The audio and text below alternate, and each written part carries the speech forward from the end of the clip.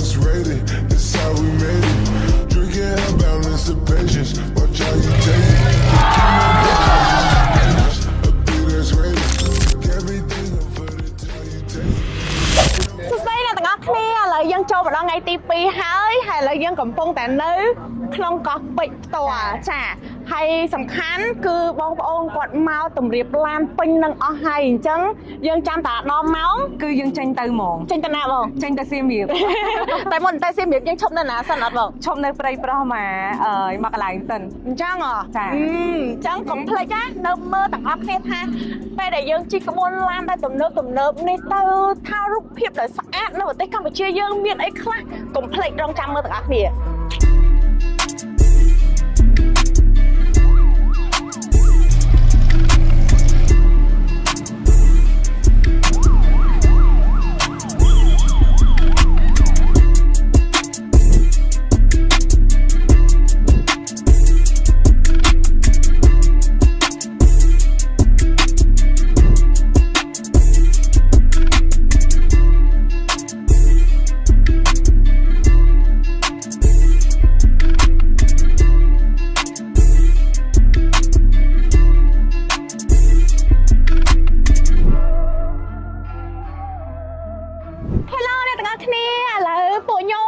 ជាបងស្រីនឹងក្រុមការងារទាំងមូលគឺបានមកដល់ព្រៃប្រោះហើយហើយក៏ញ៉ាំបាយរួចរាល់ដែរអញ្ចឹងសម្រាប់ការធ្វើដំណើរតាមផ្លូវយើងមានអារម្មណ៍ថារលូនមែនតើបងប៉ូលីសចរាចរណ៍គឺគាត់បិទផ្លូវឲ្យយើងមកស្អាតសម្រាប់ការធ្វើដំណើរមួយនេះឥឡូវចង់សួរពីចំណាប់អារម្មណ៍យូរ៉ាបន្តិចថា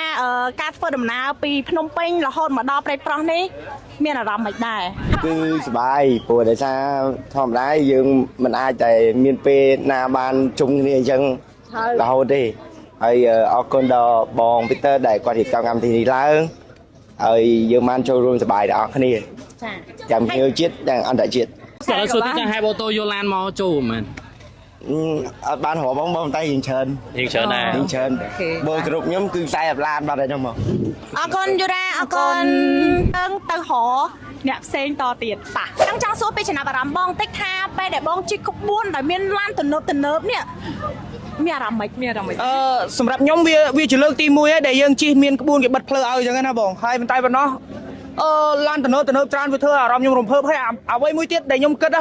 ខ្ញុំស្មានស្រុកខ្មែរមានឡានទំនើបជិះមកហើយឡានសុទ្ធតែទំនើបទាំងអស់ខ្ញុំមិនដឹងថាពេលណាទៅខ្ញុំមានឡានទំនើបដូចគេជិះនេះមានអារម្មណ៍ថារំភើបរីករាយអត់ពេលដែលយើងកាត់មកជាកូនខ្មែរហើយខ្មែរយើងឥឡូវនេះដូចជាស្អែកយើងបំបែកឯកតកម្មពិភពលោកមួយទៀតហើយខ្ញុំមានអារម្មណ៍ថាកន្លែងចំណុចកន្លែងហ្នឹងគឺវាកាន់តែផ្ទុះហ៎បងកម្មវិធីកម្ពុជា3000នេះគឺថាធ្វើឲ្យពិភពលោកទទួលស្គាល់ថាប្រទេសយើងទី1មានឡានទំនើបច្រើនហើយមួយទៀតគឺគេនឹងឃើញគោវត្តរបស់យើងមកថ្ងៃស្អែកហ្នឹងបាទអូខេអរគុណច្រើនបងអរគុណអូខេអ្នកទាំងអស់គ្នាឥឡូវនេះយើងបានសភាពួកគាត់ហើយអញ្ចឹងចាំទៅជួបគ្នានៅទីរួមខេត្តសៀមរាបហេបាយ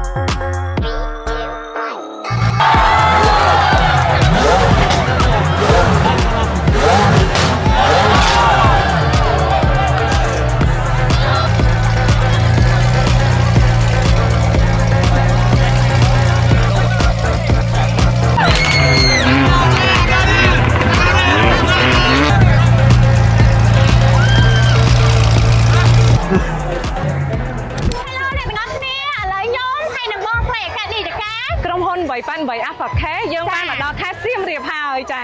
តែបងនិយាយមកដែរអញ្ចឹងឥឡូវនេះគឺជាឡានគណៈប្រតិភូរបស់យើងដែលមកពីកម្មវិធីកម្ពុជាចាមកទាំង40ប្រទេសហើយផ្លាកលេខបងឃើញនេះគឺផ្លាកលេខឌូបៃបងចា បងនិយាយទៅហើយបងខ្ញុំសុំសួរវិញថាពេលដែលបងបានជិះជុំវិញប្រាសាទបងមានអារម្មណ៍ម៉េច ខ្ញុំមានអារម្មណ៍រំភើបនៅពេលដែលមានឡានទំនើបសុបខាជាច្រើនដែលជិះជុំវិញប្រាសាទរបស់ខ្មែរយើងណោះ តែប៉ុន្តែខ្ញុំមករំភើបជាងបងឯងជាងអីទៅទៀតព្រោះដោយសារលើកទី1សម្រាប់ខ្ញុំដែលបានមកចូលរួមហើយសៀមរាបគឺខ្ញុំអាសាមកច្រើនហើយប៉ុន្តែអត់ដូចរំភើបដូចពេលឥឡូវហ្នឹង ចាហ្នឹងហើយហើយសំខាន់គឺមានបងប្អូនប្រជាពលរដ្ឋជាច្រើនមែនតើដែលចាំនិយាយទៅចាំអបអរតាមផ្លូវរហូតហើយខ្ញុំពិតជាសប្បាយចិត្តមែនតើ និយាយទៅអញ្ចឹងបងដោយសារប្រទេសកម្ពុជាយើងគឺតែមានស្នាមញញឹមទទួលភ្ញៀវអន្តរជាតិហើយក៏ចង់ឲ្យពិភពលោកនេះបានដឹងថាប្រទេសកម្ពុជាគឺមានក្តីស្រឡាញ់ជូនទៅដល់ពួកគាត់ទាំងអស់គ្នាអញ្ចឹងឥឡូវហ្នឹងក្រុមការងារពួកយើងក៏មានឆាតចែកជូនដល់ audience ផ្សេងអញ្ចឹងណាតោះឥឡូវយើងនាំគ្នាទៅមើលសកម្មភាពនៅក្នុងយប់នេះទាំងអស់គ្នាមានសួរបងមានសួរមានឈ្មោះអីដែរបង ខ្ញុំឈ្មោះស្រីលៀងខ្ញុំឈ្មោះកញ្ញា ខ្ញុំចង់ដឹងពីចំណាប់អារម្មណ៍តិចថាបងដែលមកចូលរួមនៅក្នុងកម្មវិធីព្រឹត្តិការណ៍យប់ហ្នឹង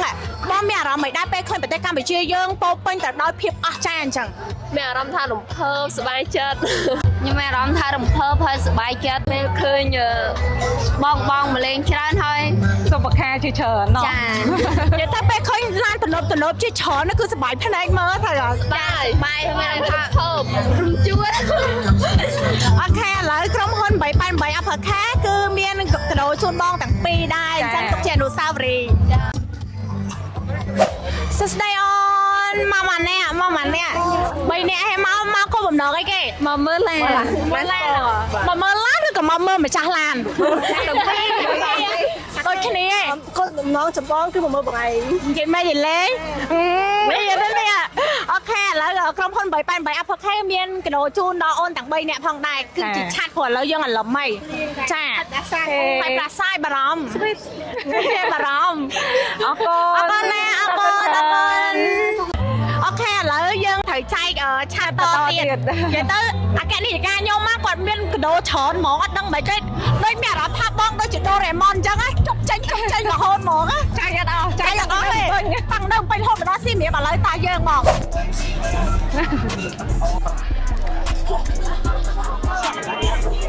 អូខេបងជូនឆាត់មួយ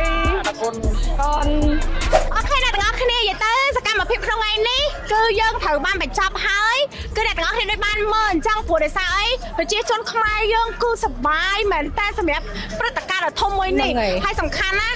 បងអីពុកម៉ែបងប្អូនដែលគាត់រស់នៅខេត្តសៀមរាបផ្ទាល់គឺគាត់មានស្នាមញញឹមហើយភាពកក់ក្ដៅសម្រាប់ភ្ញៀវដែលគាត់ចូលរួមខេត្តហ្នឹងហ្មងចង់ប្រាប់ពិសេសមួយទៀតណាសម្រាប់ស្អែកគឺយើងនឹងមានកម្មវិធីពិសេសចាបានន័យថាយើងនឹងយកឡានសុបខាជាច្រើនគ្រឿងទាំងខ្មែរទាំងមកពីបណ្ដាប្រទេសផ្សេងដែលមាន40ជាងប្រទេសដាក់តាំងបង្ហាញនៅមុខបេតិកភណ្ឌរបស់ប្រទេសកម្ពុជាយើងណោះ និយាយទៅគឺស្អែកហ្នឹងណាប្រទេសកម្ពុជាយើងគឺបំបីកំណត់ត្រាពិភពលោកមួយទៀតដែរសម្រាប់ឲ្យពុកម៉ែបងប្អូនទាំងអស់គ្នាបានមើលអញ្ចឹងចាំស្អែករងចាំទស្សនាវីដេអូទាំងអស់គ្នាណាបាទ